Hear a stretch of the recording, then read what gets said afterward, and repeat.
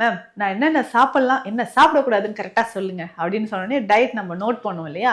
Ma'am ஒரு நிமிஷம், tea coffee குடிக்க வேணான்னு மட்டும் சொல்லாதீங்க, என்னால் காஃபியோ டீயோ குடிக்காமல் இருக்க முடியாது அப்படின்னு சொல்லிங்க. ஃபர்ஸ்ட் பாயிண்ட்டே நான் அதாங்க எழுதலான்னு வந்தேன், நீங்கள் இப்படி சொல்லிட்டீங்களே அப்படின்னு நம்ம சொல்லுவோம்.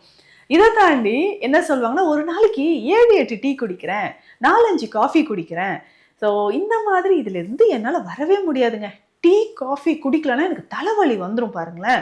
நீங்கள் என்ன வேணா சொல்லுங்க டாக்டர், நான் டயட்டில் இருக்கேன், இந்த டீ காஃபி மட்டும் அப்படி சொல்லிடாதீங்க.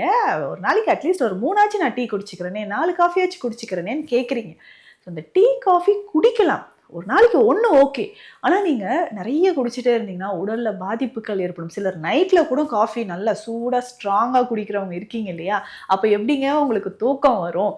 அப்போது நைட்டு நம்ம சாப்பிட்ற உணவு கண்டிப்பாக டைஜஷன் ஆகாது. மலச்சிக்கல் இன்னைக்கு காலகட்டத்தில் நிறைய பேருக்கு மலச்சிக்கல் வருவதற்கும் சரி, ரொம்ப நாளாக உங்களுக்கு அல்சர், எனக்கு அல்சர் குணமாகவே இல்லை அப்படின்னு சொன்னீங்கன்னா, நல்ல இன்ஸ்டன்ட் காஃபி ஸ்ட்ராங்காக குடிச்சிட்டே இருப்பீங்க பல வருஷமாக. அந்த மாதிரி குடிச்சிட்டே இருந்தீங்கன்னா கண்டிப்பாக உங்களுக்கு அல்சர் வருங்க.